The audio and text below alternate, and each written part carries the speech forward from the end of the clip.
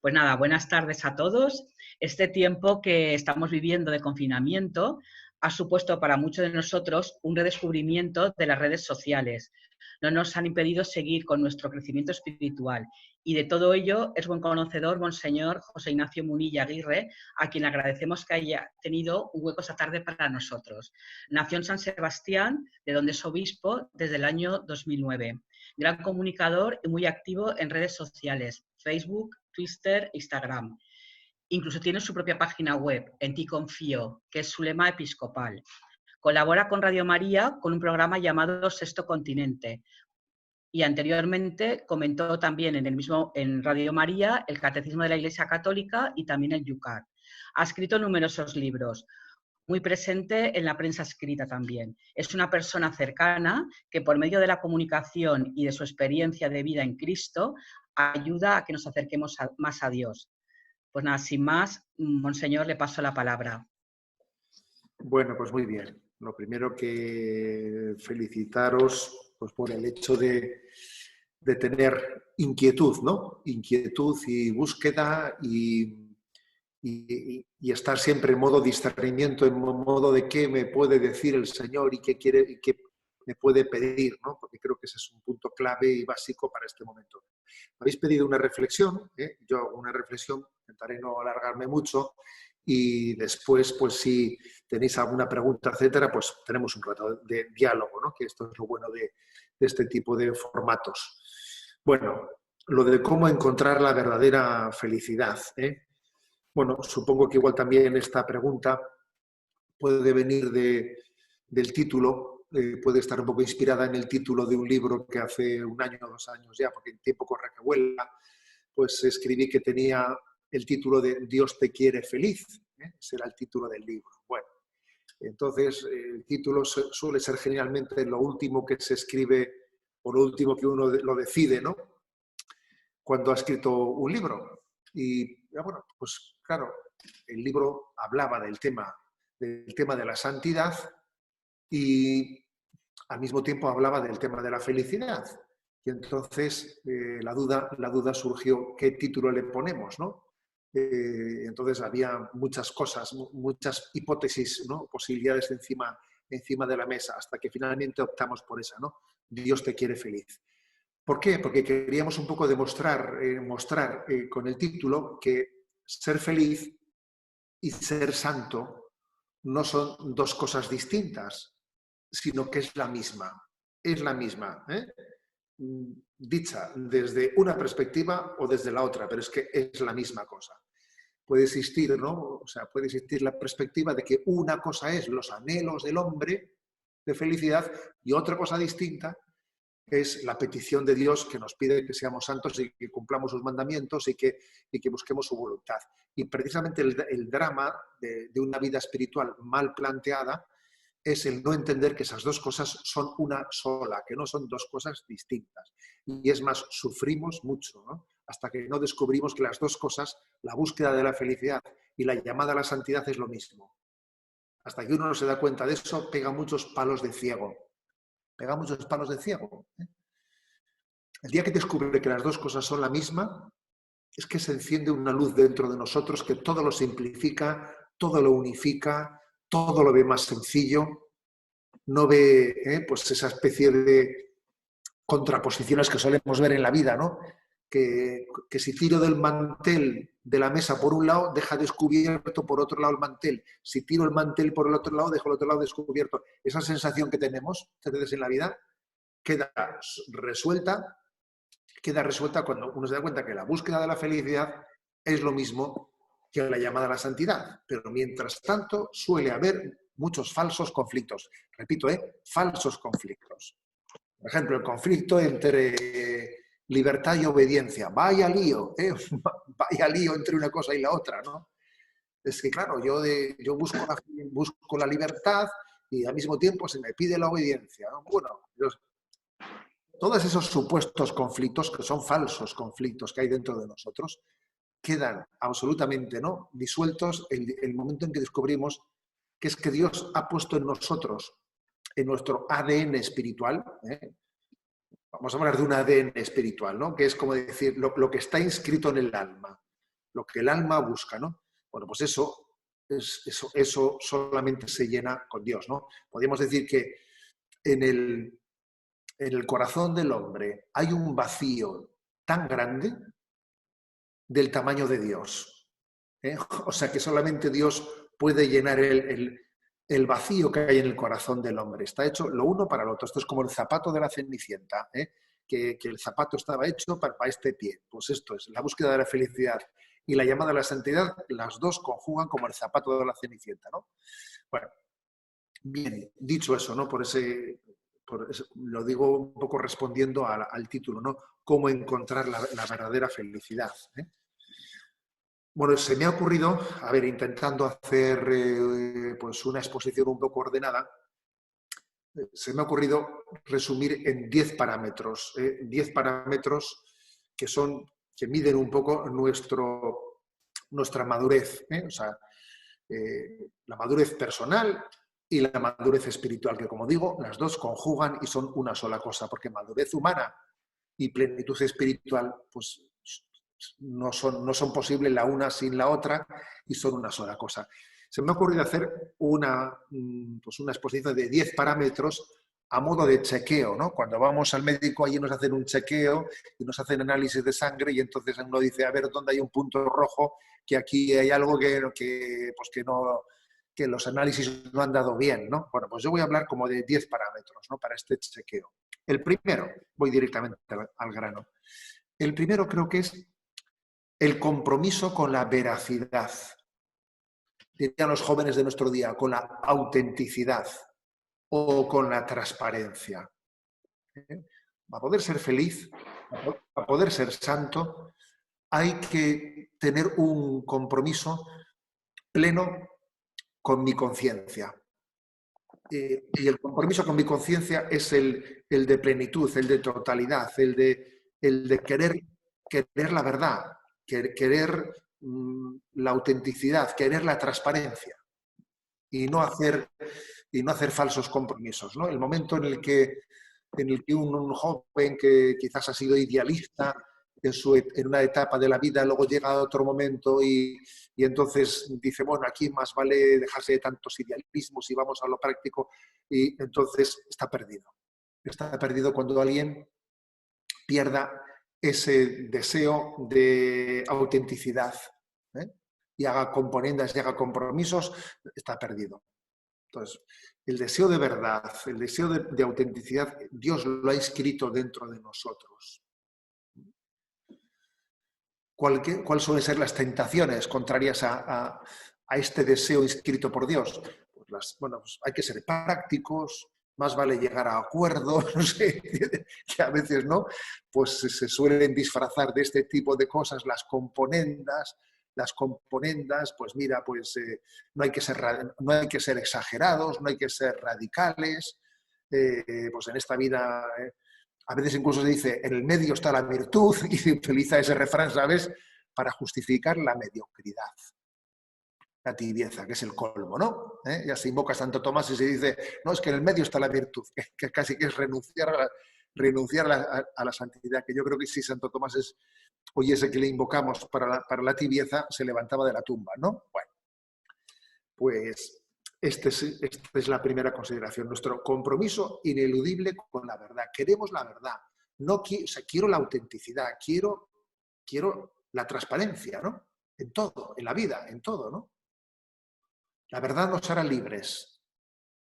Y la verdad que me va a resultar fácil, me va a resultar exigente. A ver, no lo sé, pero quiero la verdad, ¿eh? Prefiero abrazar el sufrimiento en la verdad que no pues sentirme cómodo en la mentira.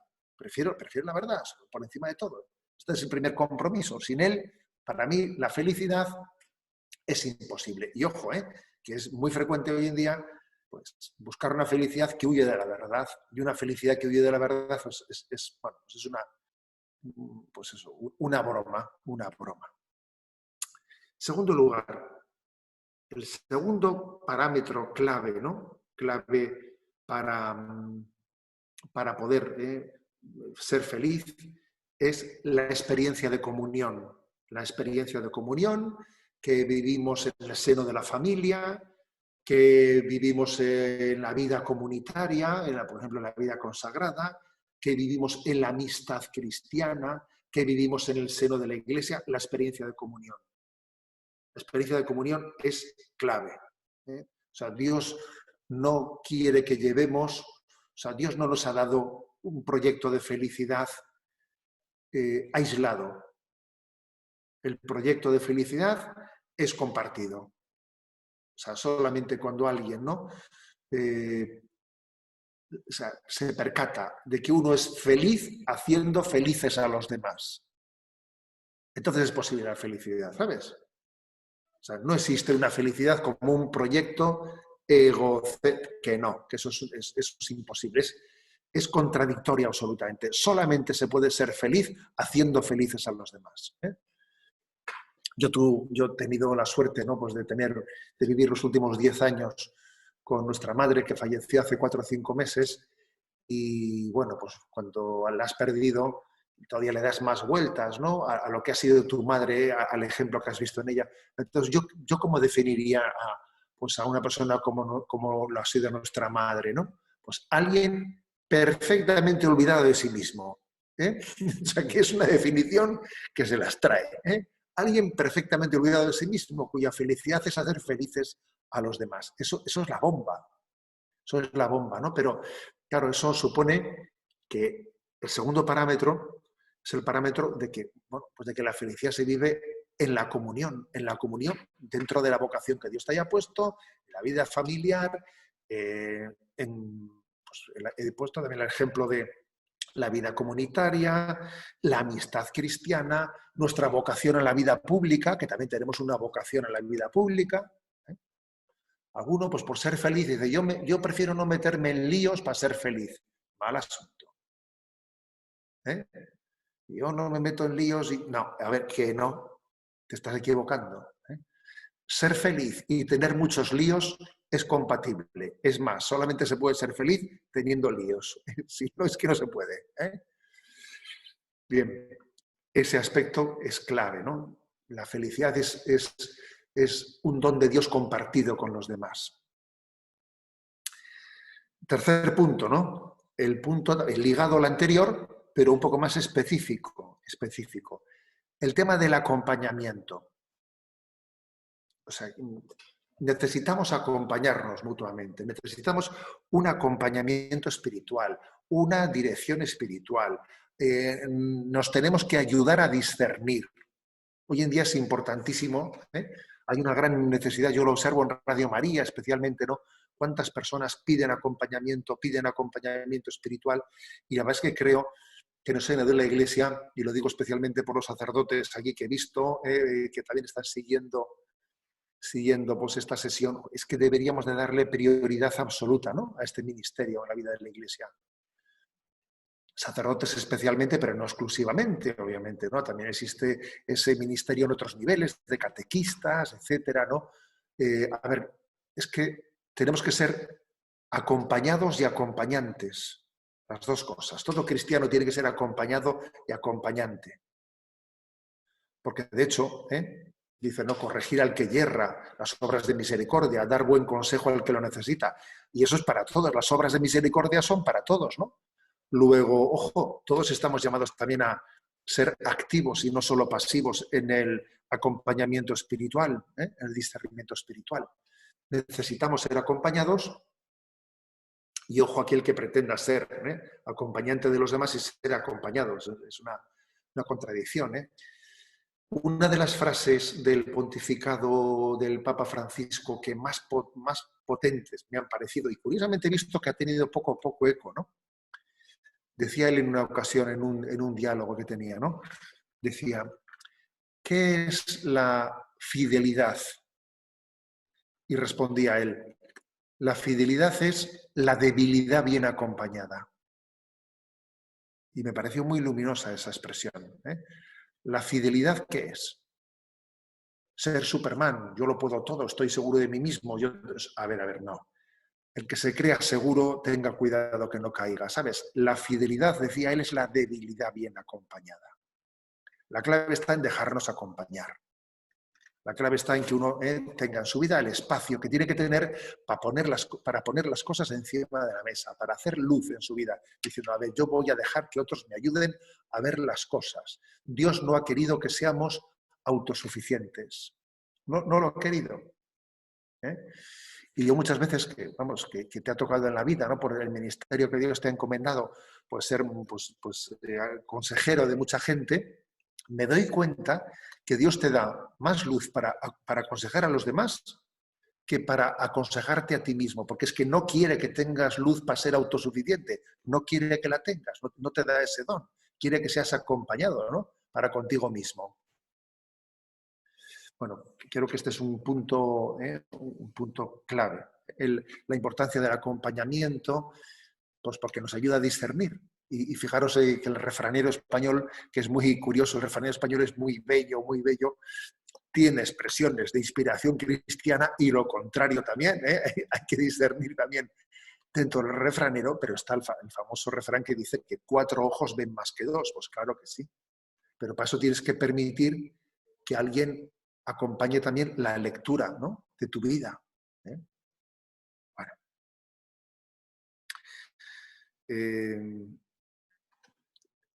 El cuarto aspecto, ¿no? Cuarto parámetro. El cuarto parámetro es el de cuidar nuestro tono de vida interior.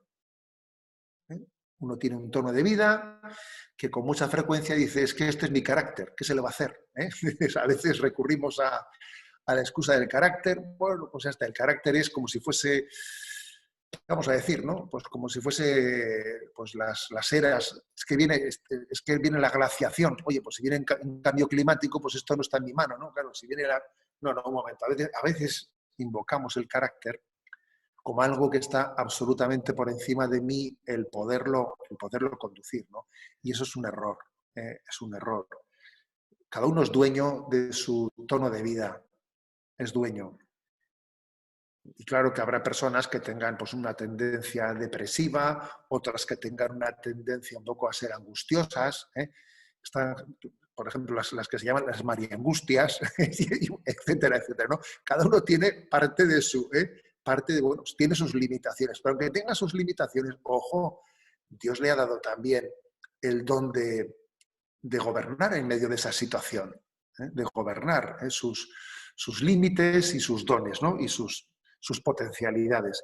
Entonces, a ver, es importantísimo cuidar nuestro tono interior de vida, de manera que esté iluminado especialmente por la esperanza, ¿no? Por la esperanza, de la cual se deriva pues un gozo y una paz interior.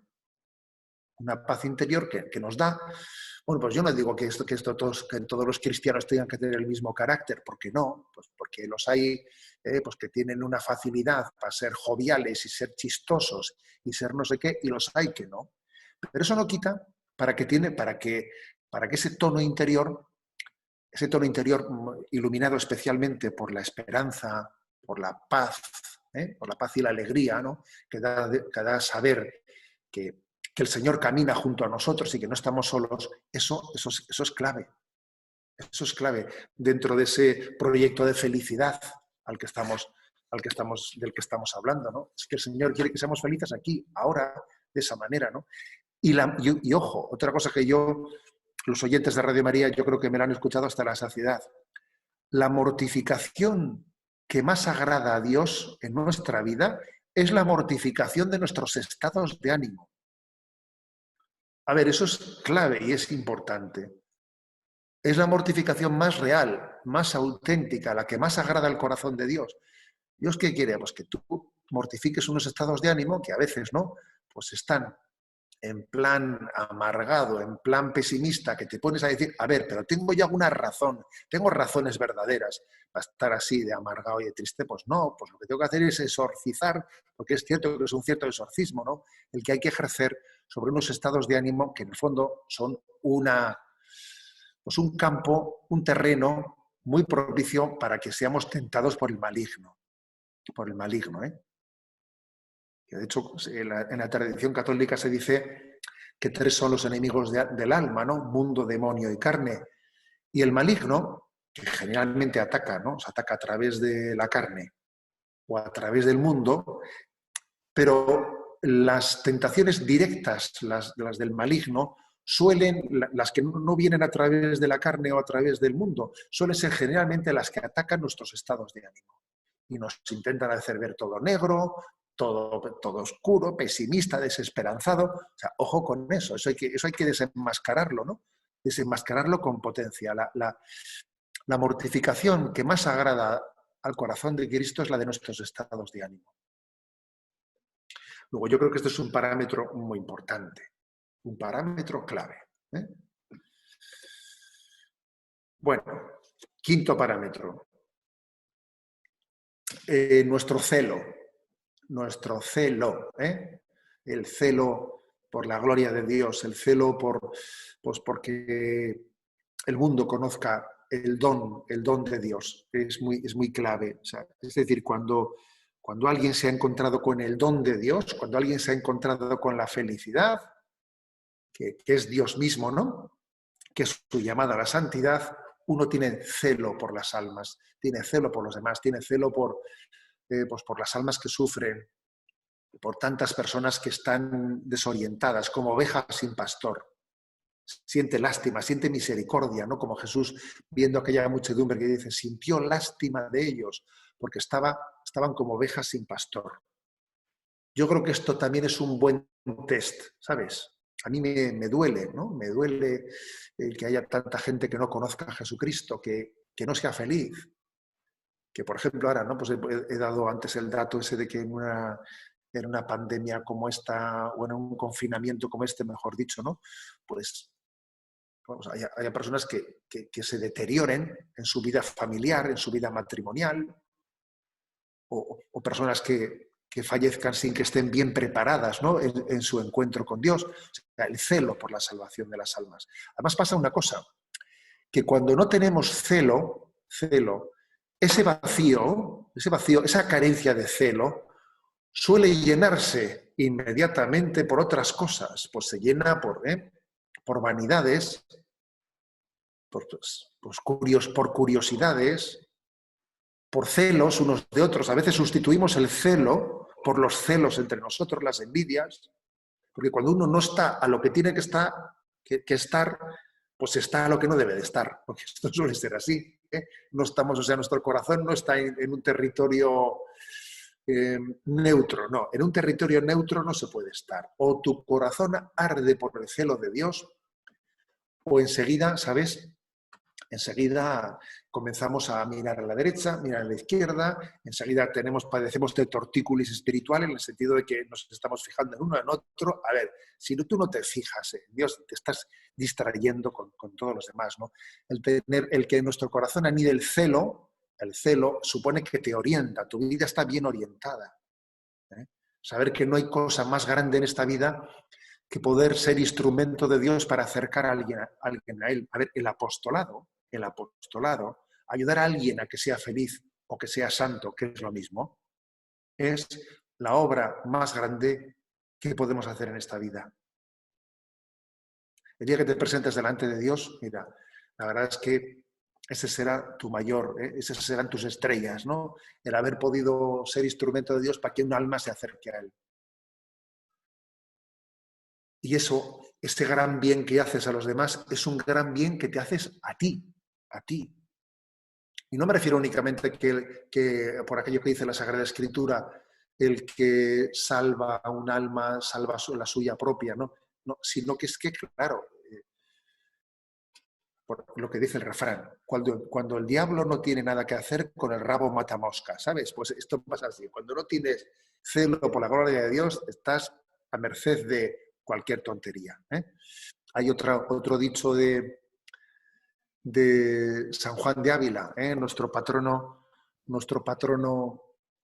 el del clero español. Dice él, en la olla hirviendo, no paran moscas. ¿Qué significa esa expresión de San Juan de Ávila, que es muy graciosa, ¿no? Dice, en la olla hirviendo no paran moscas.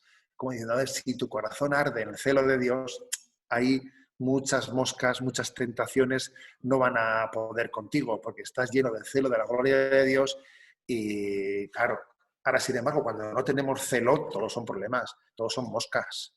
Todos son moscas por aquí y por allá, claro. ¿Eh? Porque tu corazón no arde, ¿no?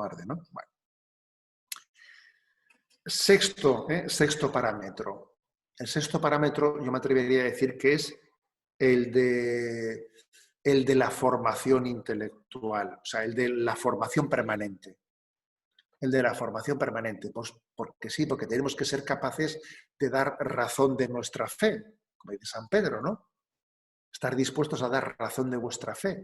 Y eso supone una continua preparación y además no únicamente por dar razón de fe a los demás en sentido apologético, sino por uno entender mejor las cosas, porque amar a Dios y tener deseo de conocerle más, pues son dos cosas que van de la mano. Cuanto más le conoces, más le amas. Y cuanto más le amas, más quieres conocerle. ¿Eh? Entonces, mucha gente que no ama a Jesucristo es porque no le conoce, porque no tiene ni idea. Y nosotros mismos, si no le amamos más, es porque no le conocemos suficientemente. Cuando uno lee la literatura de los padres, ¿no? De los padres de la Iglesia, es que es impresionante, es que se queda, o sea, los padres de la Iglesia, lees a San Agustín. Yo soy enamorada de San Agustín, ¿eh? Yo siempre he dicho, San Agustín es un crack en el sentido de que siempre que habla de un tema es que la clava porque además es que con pocas palabras ilumina las cuestiones con un grado de intuición tremendo, ¿no? Bueno, yo digo San Agustín como, a ver, los escritos de nuestro Papa Emérito Benedicto XVI, eso es otra joya, ¿no? Muchas veces los obispos pues no tenemos el tiempo de lectura que quisiéramos tener y a veces entonces tienes que seleccionar un poco las lecturas, ¿no? Y dices, a ver, voy a dar con alguna joya que ya que tengo poco tiempo, pues el tiempo pues voy a aprovecharlo con una joya de primera calidad, ¿no? Y muchas veces, por ejemplo, las obras de Benedicto XVI, a ver, eso es una joya tremenda, ¿no? O de San Agustino, bueno. La formación permanente. ¿Eh? Yo creo que el hambre de conocer más a Dios, ¿sabéis? ¿Eh? De conocerle más. Séptimo parámetro. Séptimo parámetro.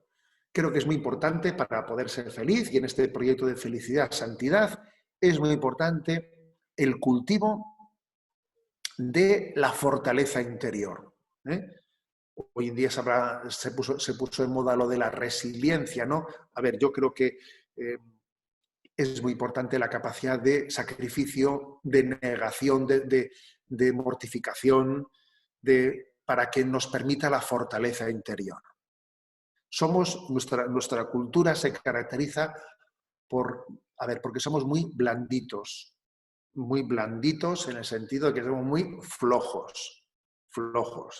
No digo de mantequilla, sino de margarina, ¿eh? O sea, de margarina de esa que, vamos, ¿no? De margarina caliente, que somos muy flojos, que es que tenemos una cultura que, madre mía, claro, todo nos lo han dado hecho, no hemos luchado por nada, nunca nos hemos negado a un capricho, eso que veo, eso que quiero, allí que enseguida me doy el capricho, ¿no? Pues me voy a dar un homenaje, es que me hace gracia lo de darse un homenaje, ¿no?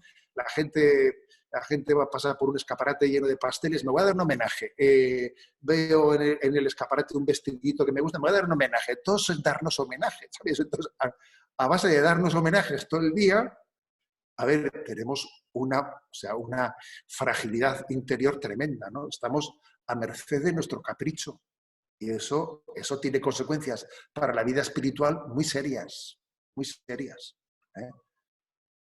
Es que al Señor lo lógico es que todo cristiano pues, le ofrezca pues, determinadas renuncias, pues las renuncias que son propias para que mi ego, mi comodidad no ocupen el lugar central, porque claro, si mi comodidad va a ocupar el lugar central, madre mía, o sea, será muy difícil ser feliz, será muy difícil ser santo. Entonces, yo creo que también es clave la capacidad de renuncia. La capacidad de renuncia es clave. ¿Eso que supone? ¿Que hay que estar todo el día amargado diciendo que no a todo lo que te apetece? A ver, que no. que es que os cuento una anécdota que cuenta Casiano. Casiano es uno de esos padres del desierto que cuenta cosas muy, muy interesantes, ¿no? Narraciones muy bonitas, y dice que se fue, que se encontró, paseando por ahí, se encontró a San Juan, el evangelista, ¿no? Que era pues el místico, ¿no? Y que se lo encontró, pues, él iba a cazar, ¿no? Casiano iba con un arco, y se encontró a San Juan. Y San Juan estaba allí, pues estaba tranquilo, descansando en el campo, acariciando una perdiz, ¿no? Bueno, nosotros diríamos un perrito de compañía, pero bueno, vale.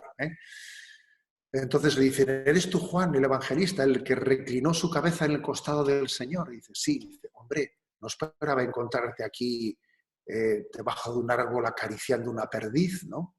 No sé, yo esperaba que te iba a encontrar, no sé, pues que te iba a encontrar mortificándote, yo qué sé, ¿no? O disciplinándote. Entonces dice que San Juan le preguntó, ¿no? A Casiano, le dice, oye, ¿qué es eso que llevas al hombro? O sea, le respondió a la gallega, ¿sabéis? ¿No? Dice, ¿qué es eso que llevas al hombro? Y le dice, un arco.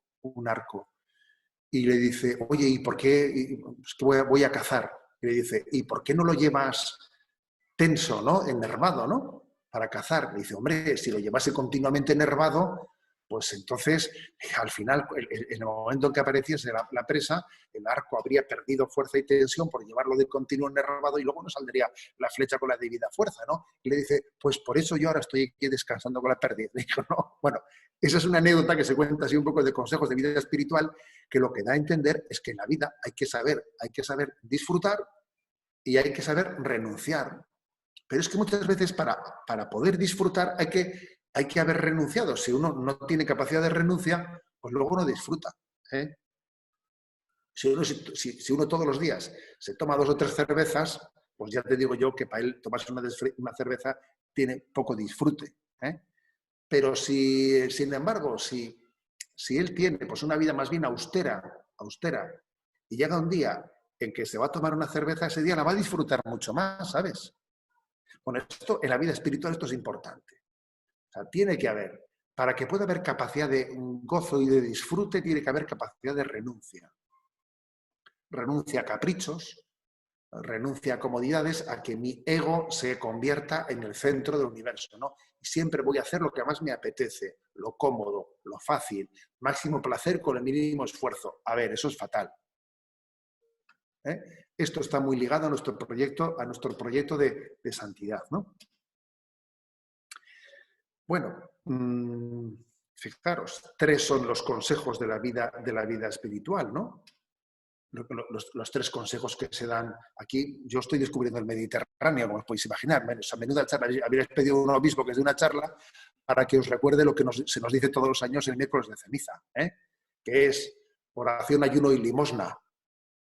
Bueno, pues ya he hablado del ayuno, pues ahora voy a hablar de la limosna. Es decir, el siguiente parámetro, ese 8º parámetro, a ver, es el de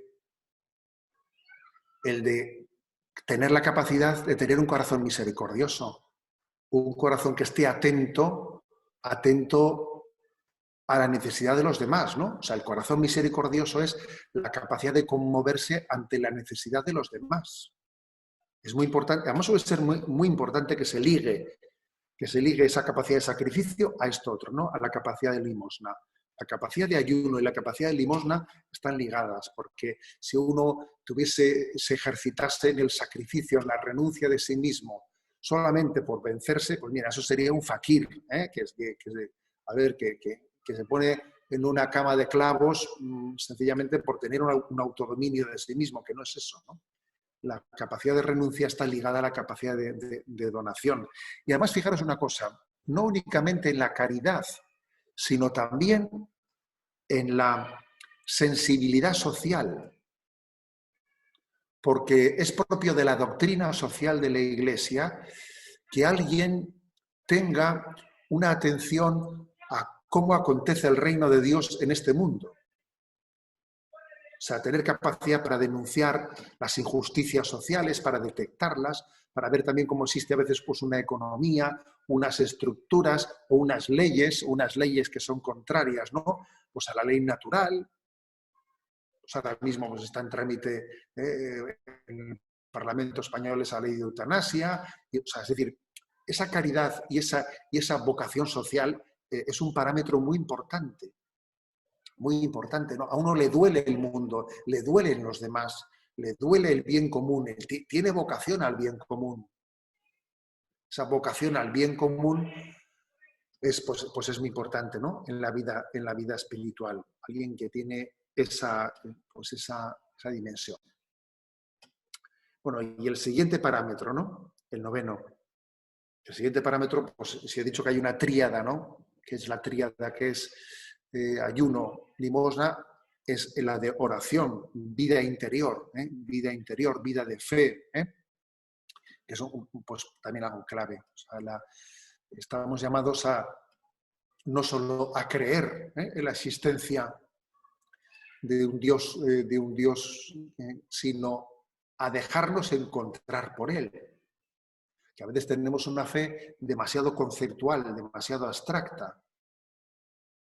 Y nuestra fe se caracteriza por el encuentro personal con Jesucristo, por la intimidad con Él, por aprender a descansar, ¿no? Decía Orígenes, pues otro padre de la Iglesia, decía, no se puede leer el Evangelio de San Juan sin haber reclinado la cabeza en el costado de Cristo y sin haber recibido a María en tu casa como madre tuya, que son dos pasajes claves del Evangelio de San Juan, ¿no? Decía, no se puede. O sea, es decir, no se puede alcanzar esa felicidad y esa santidad sin tener esa intimidad, ¿no? Intimidad con Dios. Y a veces, pues los que como un servidor hablamos mucho, pues tenemos el riesgo de hablar mucho de Él y no tener la suficiente intimidad con Él. Eso os aseguro que puede ocurrir, que puede ocurrir. Y muchas veces al Señor yo le pido perdón por no tener más intimidad con Él. Y la verdad es que si de algo nos vamos a arrepentir en esta vida, ¿no? Cuando nos presentemos delante de Él, es no haber tenido más intimidad con Él. Porque será muy distinto presentarse, ¿no? El momento de nuestra muerte, presentarse ante alguien en quien creímos, pero o ante alguien con el que hemos tenido intimidad. Es que muy, muy distinto, claro. Alguien que es íntimo a ti, ¿no? Bueno, y por último, fijaros, no sé por qué, pero he dejado para el punto número 10 un parámetro que con frecuencia hoy en día se suele ignorar, pasar por alto, hacer como si no existe o mirar para otro lado, ¿no? Pero es que me parece que si no decimos esto no hablamos en verdad, que es la vivencia de la castidad, cada uno en el estado de vida y según la vocación que ha recibido. Me parece que es muy importante. ¿Por qué? Porque en el fondo, en la vivencia de la castidad, uno descubre también su vocación a la esponsalidad. Tenemos una vocación a la esponsalidad todos, bien sea dentro del matrimonio, bien sea pues en la vida religiosa, bien sea en la vida de un cristiano, de un bautizado, que tiene una vocación al desposorio con Jesucristo. Hay un cuadro en el Museo de San Pedro de Alcántara, que cuando lo vi me quedé impresionado por él, ¿no? Es un cuadro que le llaman Las tres esposas. Entonces, es como un tríptico, ¿no? Un tríptico, las tres esposas. Y en una se ve pues una joven que la están engalanando, la están vistiendo de novia para su matrimonio, ¿no? En la otra es Santa Teresa de Jesús, que está en el momento del matrimonio espiritual con esa flecha que le traspasa el corazón, ¿no? En la cumbre de la mística, o sea, la vida religiosa es también un desposorio con Cristo. Y la tercera escena es alguien que fallece en ese momento, fallece y Jesucristo viene a coger su alma como una esposa y a desposarse con esa alma que fallece y Cristo se desposa con ella. Me pareció un cuadro bestial. Me pareció impresionante cuando lo vi. Dije, madre mía, ¿no? Es un cuadro que subraya la vocación esponsal que tenemos todos nosotros. Estamos llamados a tener un corazón esponsal. Bueno, pues para que la esponsalidad sea auténtica, sea pura, necesitamos vivir la virtud de la castidad, cada uno en su vocación. Porque la falta de la virtud de la castidad lo que está haciendo es corromper esa vocación a la esponsalidad, dividir nuestro corazón. Por una parte va el cuerpo, por otra parte va el alma. No, porque la vocación a la esponsalidad, gracias a la virtud de la castidad nos unifica interiormente. En un corazón indiviso, en un corazón indiviso, amando cada uno según su estado y su forma de vida. Y esta peste que tenemos, ¿no? Que es una peste, pues me refiero a la de la impureza, la del pansexualismo. Esta mañana, por ejemplo, escuchaba en la COPE, según me estaba duchando, escuchaba en la COPE pues, al cronista sobre cine, ¿no? Que obviamente, ¿no? Pues tiene un criterio cristiano, pero escuchaba una expresión que decía, ¿será posible? Decía, pues tal película, ¿no? Decía, es una película muy buena, que tiene tal valor, tal valor. Es verdad que tiene algunas escenas, decía, tiene algunas escenas así de cama que es una pena y tal y cual, ¿no? Pero por lo demás la película es muy buena. Y decía, ala, pues muy bien, así tiramos todos para adelante. O sea, no tenemos que hacer un pacto, no podemos pactar con un mundo hipersexualizado, ¿no? Un mundo pansexualista. No podemos pactar con eso, porque a base de ver como algo normal las cosas, si acabamos distorsionando la realidad de la vida, lo que es la vocación a la esponsalidad, lo que es la vocación a integrar nuestro corazón y entregarlo plenamente a Dios, ¿no? Estamos llamados a vivir un desposorio, a una entrega fiel y plena de nuestro corazón. Bueno, pues estos son los 10 parámetros, los 10 parámetros que, como veis, todos ellos creo que conforman el escenario de la felicidad. Todos ellos, por otra parte, están muy relacionados.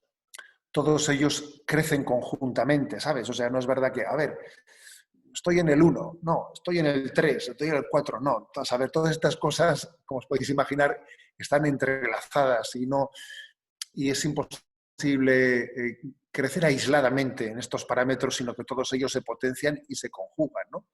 Pero lo que está claro es, y vuelvo al comienzo, es que el proyecto de felicidad conjuga con el proyecto de la santidad. Y bueno, pues si os ha podido servir, ¿no? Pues estos parámetros, ojalá, ¿no? Pues nos sirva un poco para ver determinados aspectos en los que uno dice, pues yo de estos parámetros de los que hemos hablado tengo que insistir por aquí, tengo que insistir por allá. Bueno. Ahora, Eulalia, si se te ocurre alguna cosa, pues hablemos un poco rato de diálogo. Muchas gracias. Me consta que ha generado bastantes preguntas. O sea que si le parece bien, pues las vamos a ir formulando. Ruth, cuando quieras. Bien, la primera pregunta, ¿cómo enfrentarse a los miedos en este tiempo? Miedo a contagiarse a uno mismo, a los que viven en tu casa, ¿cómo gestionar estos miedos que te paralizan y das cancha al demonio que no te deja ser feliz? Bueno, a ver, yo la verdad es que soy muy crítico frente a esta pandemia del miedo que nos ha venido. Es verdad que un obispo, en medio de esta especie de histeria colectiva en la que vivimos, cuando habla en público, está obligado a decir, a ver, tenemos que ser obedientes a las normas que nos den las autoridades, etcétera. Obviamente estás obligado a decir eso, ¿no? Pero bueno, ahora que no nos escucha nadie, pues os voy a decir que aunque sí que haya que obedecer las normas, a ver, estamos bajo una histeria nacional, bajo una histeria nacional que me parece que es patética, y que, a ver, nos está haciendo olvidar la verdad de la vida, que es que el año pasado en España murieron 460.000 personas y el año que viene va a haber otras tantas. O sea, que es que la gente estamos llamados a presentarnos delante del Padre, y entonces algunos están descubriendo en este momento que tienen que morir. A ver, es que no puede ser, ¿no? Y además soplar y sorber al mismo tiempo no puede ser. Por una parte, todo el mundo con pánico de que nos contagiemos y luego se hace una encuesta, ¿no? de extensión de a ver qué tanto por ciento de la población ha quedado inmunizada y tal, y nos llevamos el disgusto de que únicamente el 5% ha conseguido tener anticuerpos. Hombre, pues es que si nos combinamos todos no podemos generar anticuerpos. O sea, es decir, hay contradicciones que obviamente no seré yo el que tenga que resolverlas, pero que si uno ve continuamente la televisión y venga, y dale que te pego, y dale que te pego, y dale que te pego con lo mismo, no hay otro tema, es que acaba desquiciado, acaba desquiciado y acaba bajo el síndrome del miedo. Y no olvidéis que el miedo es ateo, Es ateo porque, claro, se olvida de que existe Dios y de que hay una providencia. Hay una providencia. Y luego, además, los europeos somos así. Hasta que no nos damos cuenta de que algo ha llegado a nuestra orilla, no existía. A ver, en África todos los años mueren 650.000 personas de malaria. Que, por cierto, la malaria tiene una vacuna perfectamente identificada y muy barata. Y todos los años mueren 650.000 personas. Y el Santo Padre la semana pasada, en una de las homilías que hizo en Santa Marta, dio un dato también demoledor. Y es que en los primeros 4 meses de este año, enero, febrero, marzo, abril, según las agencias internacionales de la ONU, han fallecido unos 3.700.000 personas.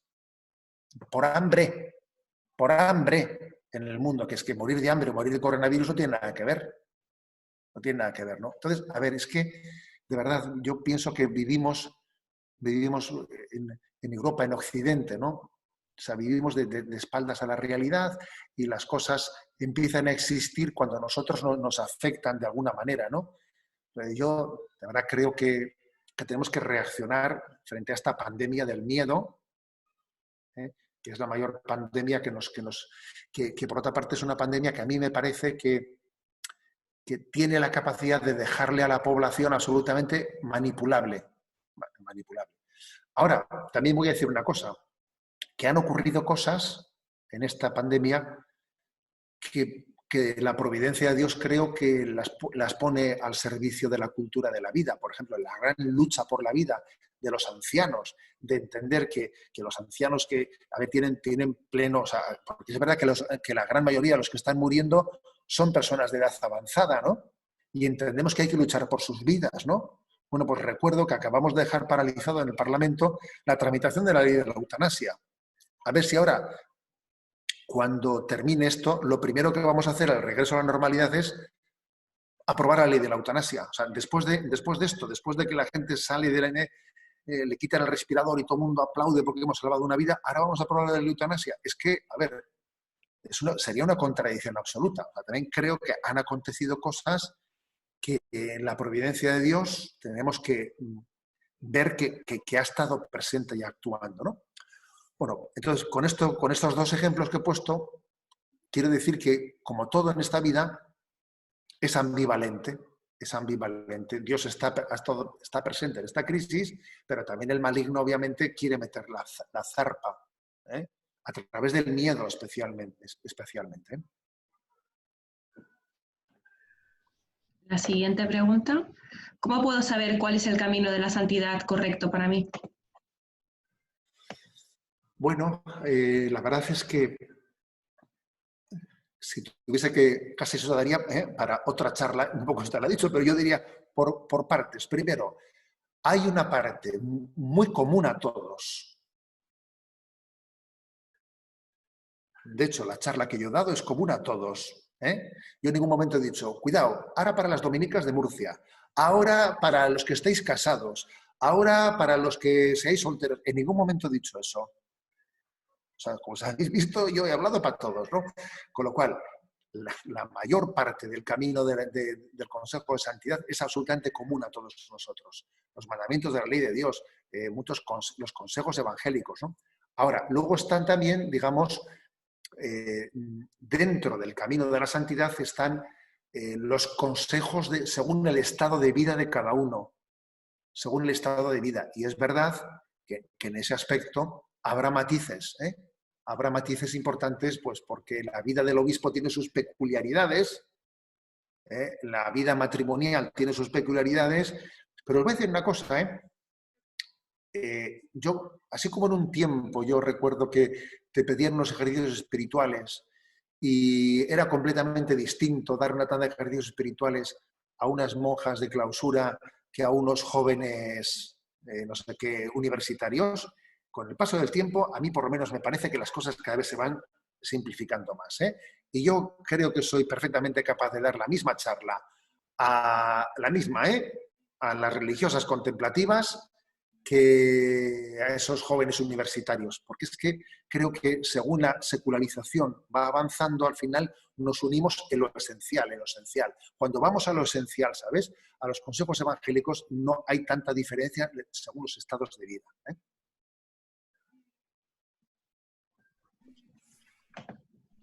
¿Hay algún truco para estar de cara a Dios durante los sufrimientos del día a día? Si no he rezado o se me ha olvidado rezar en todo el día. Truco, Truco. Vamos a ver, hay una santa costumbre que es la del ofrecimiento de obras cuando comienza el día. A mí me enseñaron desde jovencito a hacer el ofrecimiento de obras con nuestros sufrimientos y alegrías de hoy, en reparación de mis pecados, para que venga a nosotros tu reino. Ven Espíritu Santo, inflama nuestros corazones en las ansias redentoras del corazón de Cristo, para que ofrezcamos de veras nuestras personas y obras en unión con Él por la redención del mundo. Señor mío, Dios mío Jesucristo, te ofrezco todas mis alegrías, mis penas. Es decir, creo que es muy importante el vivir toda nuestra vida, nuestra jornada en clave de ofrenda, de habernos unidos a la cruz de Cristo. Y eso, ¿sabéis? Eso es lo que nos permite, creo que la clave de estar siempre unidos a Cristo. Hacer un examen después particular, un examen sobre cómo he vivido mi unión a Cristo crucificado en medio de las situaciones distintas que he vivido durante el día. Yo diría que el ofrecimiento de obras en la primera parte de la mañana y el examen de conciencia en el último momento del día son dos instrumentos muy buenos, ¿no? Monseñor, me cuesta con frecuencia acoger a la dignidad que el Señor me regala. Y por ello muchas veces me quedo a las puertas de entrar en la fiesta de la Eucaristía, ya que te damos gracias porque nos haces dignos de servirte en tu presencia. Y a su vez, Señor, no soy digno de que entres en mi casa. Son dos oraciones que recitamos en la misma celebración. Le pido que me arroje un poco de luz sobre este tema. Bueno, Señor, no te merezco, pero te necesito. Las dos cosas son verdad al mismo tiempo. No te merezco, pero te necesito. Y además, cuanto menos te merezco, más te necesito. ¿Sabes? Esto pasa también hasta entre nosotros mismos. En un matrimonio cuando peor está uno de los cónyuges, cuando está en peor situación de crisis, es justo cuando más necesita ser amado. Cuanto menos merece, es cuanto más lo necesita. Y claro, existe el riesgo de decir, es que estoy harto de ti, es que justo es cuando más lo necesita, tu amor incondicional, cuando menos lo merece, ¿sabes? Algo así también pasa en nuestra relación con Jesucristo, ¿no? Señor, yo no soy digno de que entres en mi casa, ¿no? Pero te damos gracias porque me haces digno de servirte en tu presencia, en esta liturgia. Las dos cosas son verdad. Pero yo creo que por otra parte la conciencia de indignidad es importante. Es importante la conciencia de indignidad porque sólo así uno es capaz de percibir el amor gratuito de Dios. Acostumbrarse a la Eucaristía es un drama. acostumbrarse a la Eucaristía, ¿no? Porque es como acostumbrarse al amor inmerecido. Luego sufrir un poco por esa contradicción de que yo soy consciente de que no merezco esto, es bueno, es buena señal, ¿sabes? Me preocuparía mucho más el que alguien se acostumbre a la Eucaristía y esté allí como Pepe por su casa, ¿sabes? Me preocuparía mucho más. ¿Cómo desenmascaras al demonio? A ver, obviamente en la presencia de Dios, ¿eh? O sea, solamente en la presencia de Dios se desenmascaran los engaños del demonio. El demonio siempre intenta engañar bajo especie de bien. No es tan tonto como para presentarte el mal como mal, ¿eh? Siempre intenta, ¿no?, engañar. Entonces, hace falta mucha presencia de Dios, ponernos en presencia de Dios para decir, a ver, ¿esto viene de Él o no viene de Él? ¿Eh? ¿Viene de Él o no viene de Él? Entonces, yo creo que el ponernos en su presencia es clave. Y vemos, por ejemplo, cuando uno puesto en presencia de Dios observa que en un paso o sea, en una situación en la que él se encuentra, ¿no?, o en un paso que él tiene que dar, o que está dudando si debe de dar o no debe de dar, ¿no?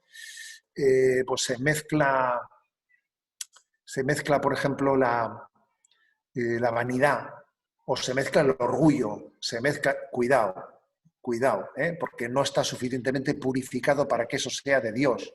Entonces, si por ejemplo tengo celos de esta persona, entonces dice, cuidado, a ver, voy a tomar una determinación en la que veo que no tengo mi corazón suficientemente purificado, porque yo siento celos hacia esta persona, con lo cual no soy la persona más indicada para, no, mientras que mis celos no se purifiquen, no, quieto parado, ¿sabes? O sea, es decir, pero eso supone ponerme en presencia de Dios, y desenmascarar pues lo que hay en nuestro corazón que no sea suyo, que no sea de Dios. En el Evangelio de hace 2 domingos acababa diciendo, os aseguro que el que cree en mí también hará las obras que yo hago y aún mayores. ¿A qué se refiere con aún mayores? Con asemejarme a lo largo de mi vida a la obra del Señor. Ya me doy con un canto en los dientes. Gracias. Bueno, la verdad es que si uno ve la vida de los santos, en la vida de los santos han pasado cosas tremendas, tremendas. En la vida de los santos han acontecido episodios que no han acontecido con Jesucristo. Pues, por ejemplo, pues las bilocaciones del Padre Pío, el estar 2 veces en el mismo. Claro, a ver, cuando dice, harán las obras que yo hago y aún mayores, es verdad que en la vida de los santos tal cosa ha acontecido. ¿Qué ocurriría? O sea, yo muchas veces me hago la pregunta, o sea, nuestra falta de santidad, ¿hasta qué punto es una rémora, no? Que seguro que lo será, lo que no sé es hasta qué punto es una rémora para que las cosas que hacemos pues no tengan la bendición que debieran de tener, ¿no? Pues si San Sebastián tuviese un obispo santo, pues como San Francisco de Sales, en vez de José Ignacio Munilla, pues las cosas serían un poco distintas. Y si la parroquia de Andrea pues tuviese pues el santo cura de Ars, pues las cosas serían un poquito distintas. O sea, eso seguro, eso seguro. Entonces, la verdad es que nosotros lo que nos tiene que preocupar no es tanto los posibles hechos extraordinarios que a veces la santidad ha llevado consigo, que eso obviamente no es esencial en el tema de como signos de la santidad, sino lo que nos tiene que preocupar sobre todo es ser instrumento perfecto de Jesucristo, ¿sabes? Los signos más extraordinarios, bueno, pues eso es algo que no está en absoluto en nuestra mano y a lo que Jesucristo, por cierto, no le dio una atención. O sea, fijaros que a veces reprende a los que le piden también signos milagrosos, ¿no? Y les pide centrar su vida, ¿no? Centrar su atención en lo esencial.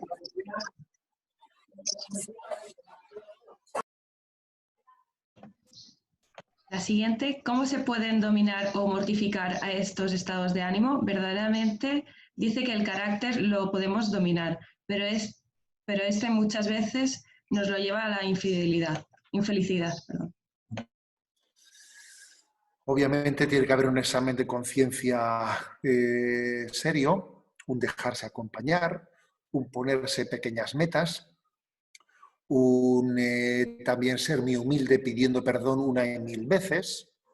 A veces uno, por ejemplo, cuando tiene pues, un carácter un tanto iracundo, ¿no? Un tanto iracundo, y que le cuesta dominarlo un montón, pues bueno, pues quizás Dios le dará la gracia de empezar por ser muy humilde, pidiendo perdón una y mil veces, una y mil veces, una y mil veces, hasta que quizás más tarde le dé la gracia de poder dominar el momento de la explosión. Pero posiblemente, si no pasa por el primer paso de humillarse pidiendo perdón una y mil veces, pues no recibirá finalmente el don de dominarse, ¿no? O sea que los pasos son paulatinos, ¿sabes? Son paulatinos. Pero lo que está claro es que cuando llegue el momento de la muerte, de que Dios nos llame, nos tiene que encontrar plenamente zambullidos en esa lucha, en esa batalla, ¿sabes? En la batalla contra la mortificación que tiene que haber dentro de nosotros. No relajados nunca frente a ella. Ya, la última pregunta. Parece que hoy ser hombre es ser machista, incluso en la Iglesia. La ideología de género y el feminismo ha entrado muy fuerte. Los hombres estamos dormidos, tibios, somos flojos. ¿Podrías dar una palabra a los hombres con respecto a su vocación como padre de familia, como el patriarca? ¿Cuál es el lugar del padre de familia? A ver, pues yo creo que la palabra se llama San José, ¿eh? Se llama San José. Es verdad que la figura del hombre, del padre, tiene una crisis muy especial en este momento, porque casi desde nuestra cultura se nos ha explicado lo que no tenemos que ser. No tenemos que ser machistas, ¿vale? De acuerdo, ¿no? Pero entonces, ¿qué tenemos que ser? O sea, es decir, parece como que se ha explicado en negativo, y no se ha explicado en positivo la masculinidad, ¿no? Y eso tiene consecuencias grandes, ¿no? Y la carencia de una experiencia profunda, paterna, pues está teniendo muchas consecuencias en muchos jóvenes, muchos adolescentes que por no haber tenido una experiencia gozosa de la paternidad, por haber visto un padre ausente, un padre que no sabe exactamente ni qué puesto ocupa en la familia, etcétera, pues eso después tiene consecuencias de falta de liderazgo, de falta de, pues sí, de falta de liderazgo y de tener, pues digamos, unos valores fuertes, de tener seguridad en uno mismo, etcétera, ¿no? Yo creo que tenemos que recurrir mucho a San José, pedirle mucho, ¿no? Pedirle mucho el don de redescubrir la masculinidad y sobre todo entender que la dignidad de la mujer y la dignidad del hombre no tienen que presentarse como dos causas contrapuestas, sino que donde se la juega el hombre y donde se la juega la mujer es en la comunión, en la vocación a la comunión. Esto no es una especie de pugna de dignidades, ¿sabes? Sino que es en la comunión matrimonial, social, de amistades, o sea, en la comunión donde se dignifica al hombre y donde se dignifica a la mujer. Yo creo que ese es el mayor de los consejos. Me han entrado 2 preguntas más, si no le parece mal las hacemos. Venga, por ellas. Bueno, una vez entrada en la felicidad, ¿cómo la mantengo? Una vez la encuentro, ¿cómo la mantengo? Bueno, aquí nada está consolidado, ¿eh? O sea, es decir, la batalla es diaria. Luego, si alguien se piensa que de las cosas que hemos dicho uno se puede sentir ya seguro en ello, pues en ese mismo momento se le ha escapado de las manos, ¿eh? Es como aquel que decía, bueno, pues ya después de 20 años de luchar contra mi orgullo, ya gracias a Dios puedo decir que soy humilde. A ver, ¿a dónde vas? O sea, es que quiere decir que todos los pasos que damos en la vida espiritual tienen que ser reconquistados cada día. pero es que todos, la vida de oración, no se puede vivir de las rentas en la vida de oración, no se puede vivir de las rentas en mi capacidad de sacrificio, ni en mi generosidad. No, yo es que cuando fui joven yo ya, a ver, no vamos a ningún lado. Todos los aspectos que hemos explicado son absolutamente, o sea, tienen que ser redescubiertos en el día a día de nuestra existencia. Un cristiano es alguien que está en estado permanente de conversión. Como alguien hable de la conversión como de un hecho pasado en su vida, la tiene clara. O sea, la tiene clara, no ha entendido nada, ¿no? Y ahora sí, la última. ¿Cómo usan las redes sociales para evangelizar? ¿Cómo usar? Bueno, pues eso casi dejamos para una charla, ¿no? Eso sería para una charla. Bueno, sencillamente yo creo que las redes sociales pues tienen que ser un espejo más, o sea, una ventana más en nuestra vida. Lo importante, más importante que la ventana es la vida que se asoma a la ventana. A ver, tengo una ventana en la cocina, tengo otra ventana en el comedor, tengo otra ventana en mi dormitorio. Lo más importante no es la ventana, sino el que se asoma a la ventana. Entonces yo creo que, bien, se podría dar una charla sobre unos consejos y cosas, pero yo aconsejaría centrarse más no tanto en la ventana, sino en nuestro testimonio, ¿sabes? Porque lo importante es el testimonio. Y me importa menos la ventana. De hecho, no todo el mundo tiene por qué estar en esa ventana, ¿sabes? Pues a uno sí estará y otro no tiene por qué estar. Me parece más importante que la ventana, la persona que se asoma o no se asoma a ella, ¿no? Bueno, pero en cualquier caso eso queda para un tema más específico. Ahora sí, le prometo que es la última, ya no cojo más. Vamos a ver la palabra esa. Sí. La unidad de la Iglesia, ¿cuál es el camino que siguen la Iglesia ortodoxa y la católica, donde estamos y a dónde vamos hasta la total unidad? A ver, en este momento hay una herida no pequeña dentro de la propia Iglesia ortodoxa. Se ha generado una herida fuerte, por desgracia, por política, a costa del lío de Ucrania, ¿sabes? Y entonces la propia Iglesia ortodoxa se ha quedado sin la capacidad de hacer un concilio panortodoxo, que es curioso. Entre ellos ha habido un lío potente. Paradójicamente ahora nosotros tenemos más facilidad de contacto y de relación con las iglesias ortodoxas que ellas entre ellos, ¿sabes? Que es curioso esto. Entonces, pues, a ver, yo creo que las iglesias ortodoxas, la virtud que tienen, desde luego, es el deseo de fidelidad a la fe y a la tradición, ¿no? A la tradición de la Iglesia. Pero el problema que tienen es que están demasiado apegadas a su tradición cultural, ¿sabes? La prueba es que el lío que hemos montado en Ucrania ha sido pues eso, al final, que si pro Putin y que si pro Merkel. Es que al final lo político, ¿sabes? Acaba. Entonces, quizás esta crisis así de influjo político, ¿no?, que está dividiendo a la Iglesia ortodoxa, sea una buena oportunidad para tomar las debidas distancias de los condicionamientos culturales, socioculturales o culturales y políticos y eso posibilite, ¿no?, la verdadera unión en la fe, ¿sabes? Que me parece que es la única manera de poder llegar a la plena unión, la unión en la fe y en la tradición. Pero bueno, recemos mucho por ello, que sería un regalazo, ¿no? Pues el poder ver esa plena unión con nuestros hermanos en la Iglesia ortodoxa. Bueno, ahora os doy la bendición y yo aprovecho que el Pisuerga pasa por Valladolid y que Eulalia pasó por San Sebastián, aprovecho pues para pedir vuestras oraciones, ¿de acuerdo? Porque me parece pues, que al final, ¿qué es un obispo?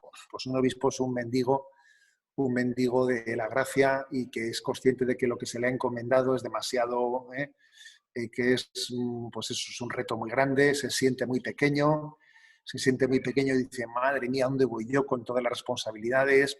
ahora mismo, según he hablado con vosotros, he visto que el teléfono aquí se me ha iluminado 2 o 3 veces con algunas llamadas que he dicho, toma este lío, toma esto, seguro que es fatal, ¿sabes? O sea, muchas veces llevas unas cuantas, o sea, llevas muchas cosas entre manos que tú eres muy consciente de tu pequeñez, ¿no? Que para poderlas abordar, pues hace falta un milagro de la gracia, ¿eh? Entonces me atrevo, bueno, pues a pediros esto, a pediros que recéis por este obispo, ya que Dios ha permitido que pase así circunstancialmente por vuestra vida, pues os pido esa oración, y os doy esta bendición. La bendición de Dios Todopoderoso, Padre, Hijo y Espíritu Santo descienda sobre vosotros. Amén. Amén. Bueno, Muchas gracias, Monseñor, por habernos deleitado con esta conferencia. Y yo creo bueno, que ha gustado mucho y no sé, igual más adelante le volvemos a proponer algún otro tema, si le parece bien. bueno, a ver qué dice más adelante. Según todo lo que vaya. Vale. Pues muchísimas gracias y hasta la próxima. Y rezaremos por usted. Muy bien, hasta pronto, muy unidos a todos.